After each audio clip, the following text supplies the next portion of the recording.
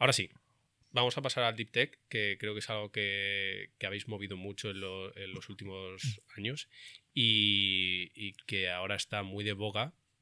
Y quiero que me expliques un poco qué particularidad y qué importancia tiene apostar en Deep Tech, porque esto puede cambiar un poco la soberanía tecnológica de un país. Vivimos ahora en una etapa un poco convulsa entre diferentes países.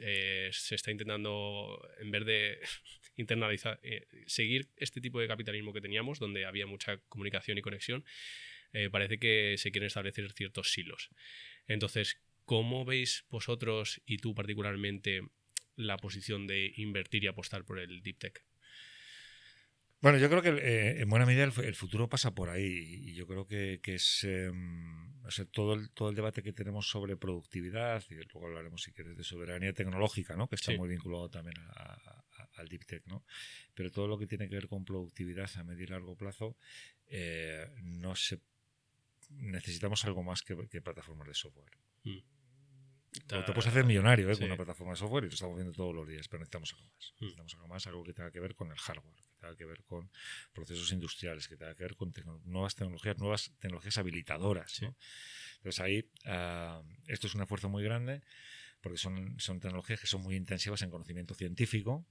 O sea, no es algo que se pueda hacer. Ostras, he tenido una idea un día y entonces voy a montar una plataforma para no sé qué. Yo de esas todos hemos tenido, ¿no? Y algunos las han conseguido, ¿no? Han seguido ese sueño y se han hecho, y les ha ido muy bien.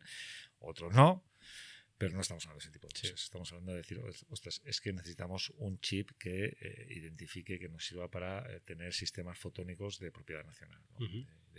Con tecnología nacional, ¿no? O lo que estábamos comentando antes de un sistema de comunicaciones cuánticas o de criptología postcuántica que te permita mantener la privacidad de la conectividad y de las conexiones en un mundo en el cual los ordenadores cuánticos pueden romper prácticamente cualquier tipo de clave, ¿no?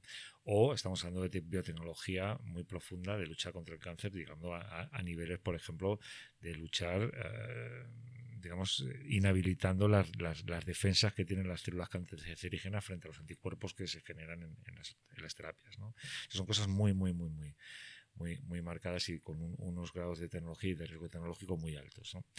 Y es ahí donde nos la jugamos, ¿no? Yo creo que el problema que estamos teniendo es que hubo un momento en el que quizá por un liderazgo, por un mandato, por un momento geopolítico muy particular, ¿no? Que fue el de los años 60 y 70, pues hubo una serie de inversiones de alto riesgo, ¿no?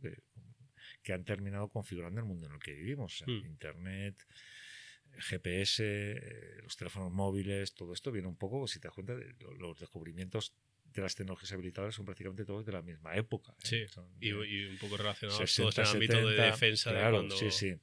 Entonces, esos configuran una serie de tecnologías que han ido evolucionando y que bien, y que tenemos un montón de cosas, pero las tecnologías habilitadoras todas vienen de ese contexto, ¿no? Y ahora estamos un poco en ese mismo contexto otra vez. Entonces necesitamos dar como una nueva ronda a todo esto, ¿no? Y claro, esto significa que alguien tiene que asumir riesgos. O sea, por poner un ejemplo, o sea, nadie en los años 80, 70, que es cuando se empezó a diseñar, nadie hubiera pensado de manera privada en poner el sistema GPS en el cielo. Alguien lo puso. ¿No? Algún loco, el Departamento de Defensa de Estados Unidos, ¿no? Nadie estaba pensando en toda la generación de lo que era ARPANET, ¿no? El inicio de Internet, ¿no? O sea, son cosas muy arriesgadas que tienes que poner en marcha con un fin, digamos, con mucho capital, asumiendo el riesgo y mirando a muy largo plazo. Y eso es muy difícil que lo haga el sector privado. Pues el sector privado, si yo soy un inversor, a no ser que sea una fundación de nuevo filantrópica, si yo lo que quiero es obtener rentabilidad y tener una buena TIR y voy a ir a un fondo, en un gestor, lo que va a hacer es que, oye, pues si vendo mañana, mejor que si vendo pasado mañana, porque voy a tener una TIR que es que es su mandato es rentabilizar el dinero que le dan, es hacer crecer el ahorro de los inversores, ¿no? Pues si tiene que elegir entre una plataforma que el break-even lo tiene pasado mañana o una tecnología que el break-even lo tiene dentro de 15 años, o la tecnología es la bomba, está claro, la decisión está clara, ¿no? Entonces, claro, esto significa que ahí tenemos un gap importante en nuestro país. Tenemos un gap importante en nuestro país, que es cómo abordamos tecnologías que están muy basadas en la ciencia, que le queda mucho tiempo de maduración, que requieren muchísimo capital y que la rentabilidad no es inmediata, ¿no? Otro caso muy concreto que puedo poner, el de la fusión nuclear. Sí. En Estados Unidos ya hay startups Sí. que movilizan miles de millones de dólares en torno a la fusión nuclear. Es otro, yo es considero que es otro nivel, ¿no? Sí. Yo quiero jugar en esa liga, Sí. yo quiero que España juegue en esa liga. Sí. Y hacerlo con cabeza, claro. Sí. Pero yo creo que, digamos, tendríamos las herramientas, y vuelvo al principio de nuestra conversación, para activar todo eso, para activar esas capacidades que tenemos para poder, en algunas cosas, no en todas, pero en algunas cosas, poder jugar en esas ligas, ¿no? Y yo creo que ese es el gran mensaje que tenemos que trasladar con lo que estamos haciendo, ahora todo el mundo hablando de Deep Tech, tiene que ir en esa dirección, ¿no? Es decir, trabajar en tecnologías profundas implica asumir más riesgos, gastar más dinero y ser más pacientes. Si no quieres asumir riesgos, quieres tener recursos de rentabilidades mañana y no quieres gastar mucho dinero, pues no va a salir. No vamos a tener grandes tecnologías transformadoras en nuestro país, ¿no? Entonces, yo sé que el inversor privado, que tiene que ver con lo que hablábamos antes de la versión al riesgo, etcétera, en nuestro país, es como es. Lo que hacemos del CETI y de las administraciones públicas es intentar mitigar esos riesgos, acompañar ese proceso para que se sienta cómodo y podamos hacer este tipo de inversiones, ¿no? Claro, al fin y al cabo vosotros no tenéis estas métricas como un capital privado de decir, tengo que buscar una rentabilidad relativamente rápida o grande para que mi negocio y mi capital y mi firma siga funcionando. Vosotros os podéis saltar un poquito más esta parte y decir, oye, esto, aunque sea Deep Tech, aunque no veamos la rentabilidad de aquí a X años, nos podemos meter porque falta apoyo y hay que... Claro, si yo me comporto, yo te digo, yo necesito ir con un inversor privado, pero si yo me comporto exactamente como un inversor privado, ¿qué valor añadido tengo? Sí. Que lo haga un fondo de inversión normal. O sea, yo tengo que ser capaz de asumir más riesgos, yo tengo que ser capaz, es más, tendría que ser capaz de absorber parte del riesgo que el inversor privado no está dispuesto a absorber, ¿no? Y por lo tanto esto hace que nuestra posición sea una posición muy de intentar, no de lo que llamamos los economistas, no es el crowding out, no es echar a la gente del mercado porque ya inviertes tú. Si yo invierto en una compañía en las mismas condiciones que un privado, le estoy robando a un privado la oportunidad de invertir. Sí. Pero mi modelo de inversión tiene que ser un modelo de inversión que permita que los inversores privados se sientan cómodos porque yo participo. Dice, oiga, es que esta compañía, esta startup, esta firma, ostras, esto como, ¿qué futuro tiene? Y tal. Dice, no, está el CDT. Sí.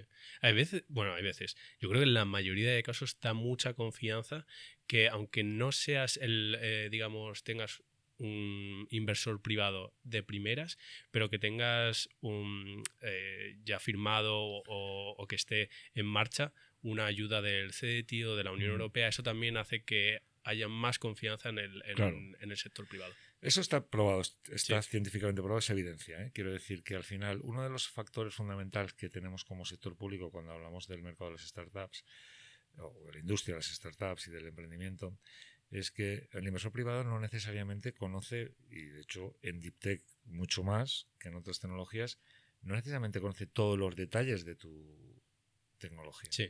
Entonces se tiene que fiar de alguna manera. La participación del CETI, que recordemos que tiene el equipo de evaluadores tecnológicos probablemente más consolidado en nuestro país. Tenemos 400 personas trabajando con un nivel de evaluación tecnológica de primer nivel, yo diría europeo, desde luego. Tener un apoyo, tener una ayuda, tener una validación por parte del CETI, sabemos que el mercado lo reconoce. No es una garantía, pero sabemos que el mercado lo reconoce como un aval, al menos, o como un sentimiento de que, oye, esto funciona, esto está bien, esto tiene solidez, ¿no? Y eso también es un papel que queremos jugar, ¿no? Mirando ahora un poquito más desde el punto de vista vuestro hacia el emprendedor, cuando veis que hay startups que se lanzan al Deep Tech y queréis darle apoyo, ¿qué os encontráis que son los cuellos de botella más grandes que tienen? La salida a mercado, el modelo de negocio suele fallar mucho. ¿Hay algo que vosotros podéis considerar que digáis, ostras, vemos una falta de conocimiento en las Deep Tech más generalizado en, no sé, ya te digo, el modelo de negocio o la atracción que se pueda tener. ¿Teníais algo marcado aquí? Mira, no tenemos nada muy marcado, ¿no? Hay que tener en cuenta que, bueno, pues al final, no sé quién lo decía, pero me ha recordado esta frase: decir, una familia puede ser feliz solo de una manera, pero puede ser desgraciada de muchas, ¿no? Pues con las startups Sí. pasa un poco lo mismo, ¿no? Y probablemente hay una manera de triunfar, pero hay muchas maneras de fracasar, Sí. ¿no? Y yo creo que muchas pues fallan probablemente en que arrancan sin tener un go-to-market muy cercano, entonces los inversores no llegan. Esto está pasando en muchísimas startups. Te metes la primera ronda, obtienes un neotech, ¿no? Que es una cosa que valida muchísimo, y luego, pues ostras, cuando vas al inversor privado, el inversor privado dice, muy bien, pero ¿cuándo vas a vender? No, dentro de 8 años. Dice, bueno, pues dentro de 8 años vienes y me lo cuentas, ¿no? Esto sí que nos pasa bastante, ¿no? Que el go-to-market está en muchas de estas compañías está muy lejos, entonces falta ese acompañamiento paciente que decíamos, ¿no? Otro de los elementos que estamos viendo que nos preocupa bastante, ¿no? En términos de cómo facilitar todo esto, que sobre todo las startups y las spin-offs que vienen del mundo universitario, que vienen de los centros, no tanto de los centros tecnológicos, pero sí de los centros de investigación. Claro, que estás montando una compañía, que tú puedes tener una solución tecnológica fantástica o una tecnología increíble que puede cambiar la vida de la gente, pero eso necesita unos recursos humanos, una estructura, una estrategia de marketing, un pagar las nóminas, tener unos conocimientos mínimos de La tesorería. fundación de negocio es claro, donde hace todo aguas. lo que es el proceso de venture building está muy, quiero decir, es muy complicada, porque sí, correcto, yo sé que tenemos aceleradoras, tenemos incubadoras, pero están pensadas para proyectos de ciclos relativamente cortos. Sí. O sea, para algo que traccione rápido. algo que tracciona muy rápido, ¿no? Pero claro, meter a PLD, que es una empresa que hace cohetes, ahora están muy prometedores, por supuesto, ¿no? U otras a las que luego nos podremos referir, en una aceleradora, es que me da un poco a risa. Claro. Es decir, dice, mira, es que yo espero vender y hacer el break-even en 15 años. Ahora, cuando lo haga, voy a tener una valoración de 500 millones de euros o de 1.000 millones de euros. O sea, el sistema de aceleradoras o de incubadoras que tenemos no sirve para eso, ¿no? Entonces, ese proceso de acompañamiento cuesta mucho de arrancarlo, porque hay muchos investigadores científicos que tienen esas soluciones que no tienen en la cabeza a veces ni montar una empresa, ni saben cómo hacerlo, se ponen a hacerlo, no siempre lo hacen bien, más bien al contrario. Y muchas veces nos encontramos, por el otro lado, con que hay gente que viene del mundo de la empresa, que tiene olfato comercial, que tiene capacidad, ¿no? Para mover, para impulsar, para tirar de una empresa, que no tiene ningún conocimiento de este tipo de tecnologías. Entonces intentan tratarlas como si fueran tecnologías, digamos, de ciclo rápido, ¿no? Y no funciona. O sea, yo creo que en el venture building y en el go-to-market, por así decir, en estos dos elementos tenemos un reto importante que tenemos que ver cómo terminamos de resolver. Esto me hace, no sé si reformular un poco la cuestión o pregunta para también traerla desde otro ángulo, desde el CDT. Al final, vosotros acompañáis a estas compañías, a estas startups. ¿Qué os gusta ver? ¿Tenéis también, digamos, validaciones? Entiendo que sí, pero ¿hay algo que, digamos, puedes dar consejos para todos aquellos emprendedores que nos vean, estén pensando en coger ayuda del CDT, aplicar? Un poco qué consejos les puedes dar de dónde se tienen que centrar. Habréis visto muchos fracasos y también muchos aciertos, entonces creo que es muy, muy válido y muy informativa tu opinión. Mira, yo creo que lo que pasa es que con unas intensidades diferentes, ¿no? Pero cuando uno monta una empresa tiene que saber primero qué es lo que va a hacer, y en nuestro caso es qué tecnología vas a usar. Es una tecnología lo suficientemente robusta, es una tecnología lo suficientemente disruptiva como para que amerite que yo entre porque a lo mejor, oye, está muy bien y no hace falta que yo entre, ¿no?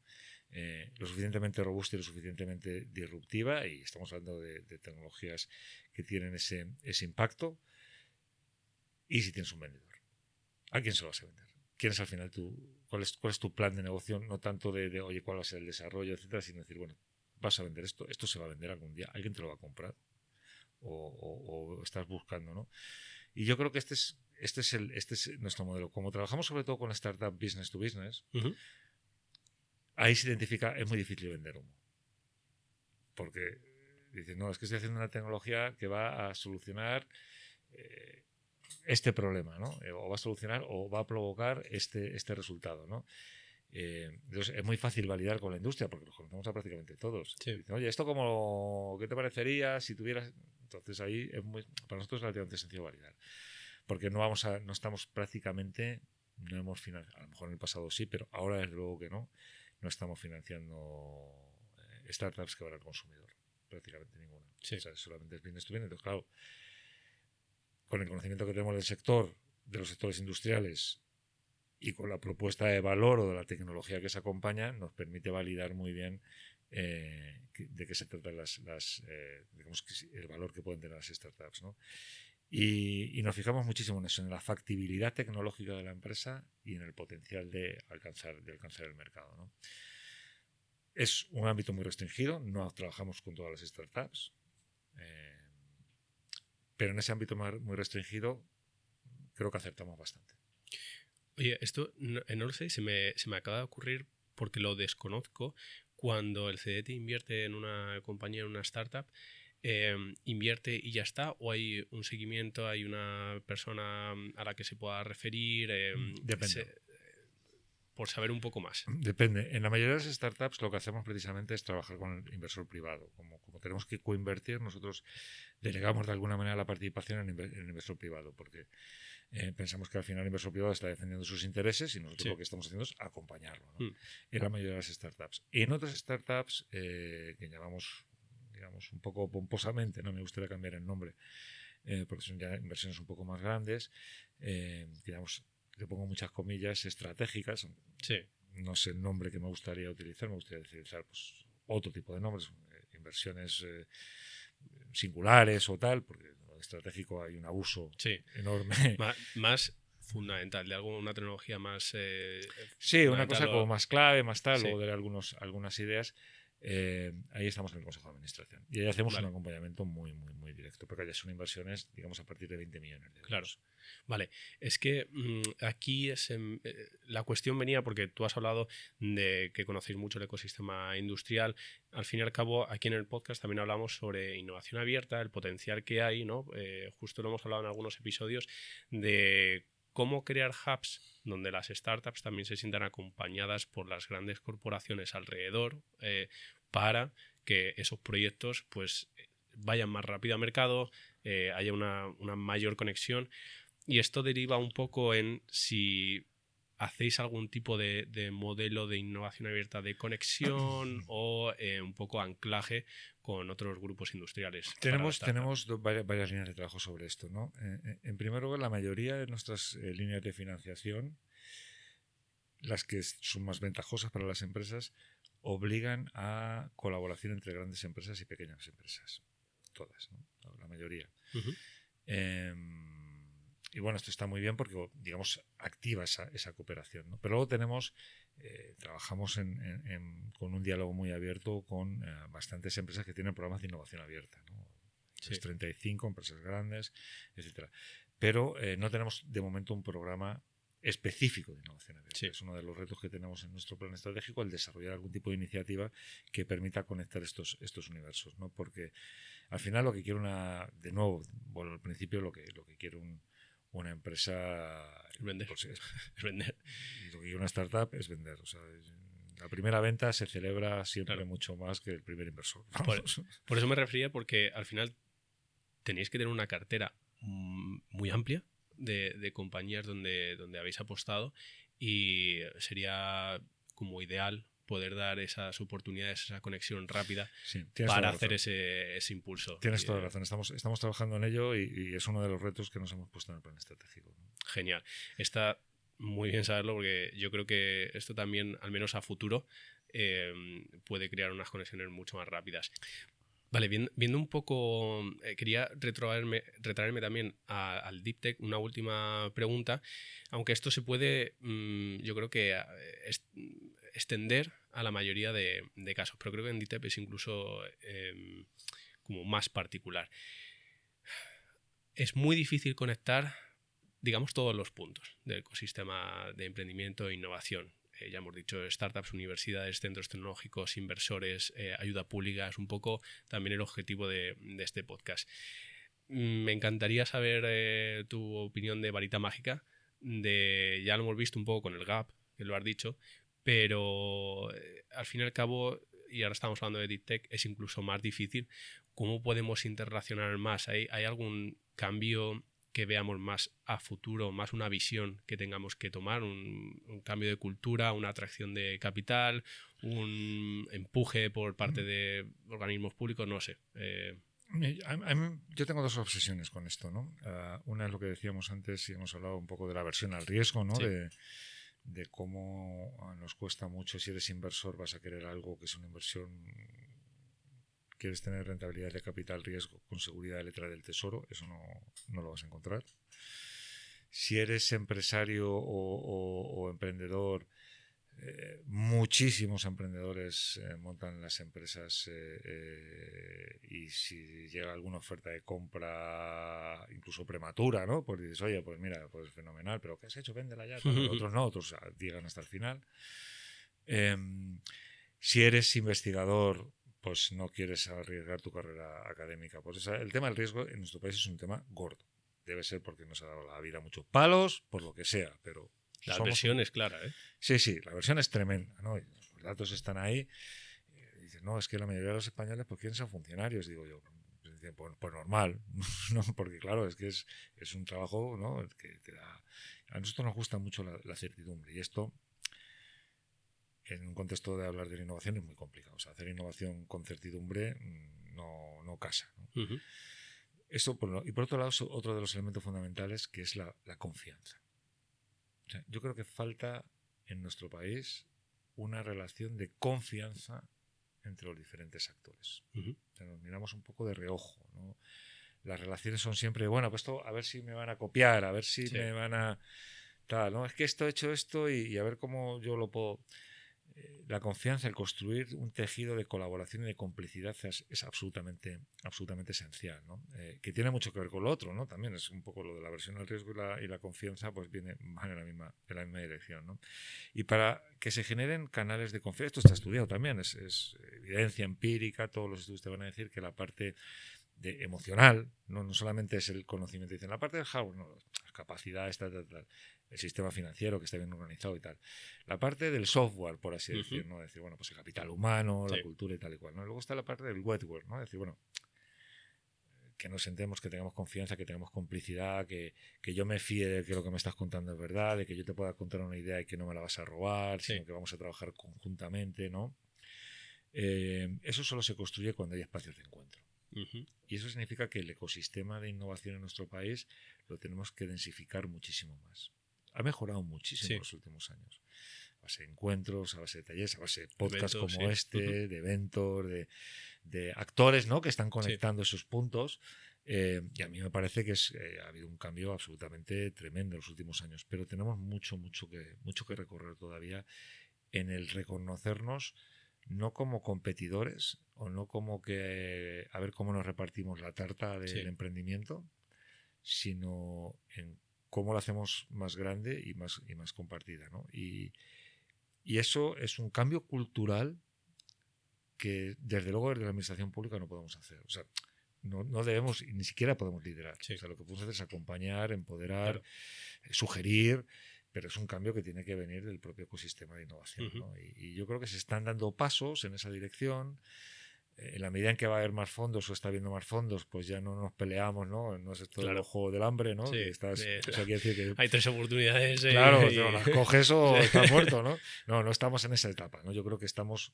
Y esto va a permitir que consolidemos unas relaciones formales e informales más sólidas entre los diferentes actores y que dejemos de mirarnos de una manera muy transaccional, muy de, oye, hacemos la transacción y nos vamos, y que empecemos a pensarnos como nodos de un ecosistema que puede crecer y puede dar mejores frutos, ¿no? Sí, yo te cojo el relevo y digo de activar esta palanca del networking y la complementariedad. Totalmente.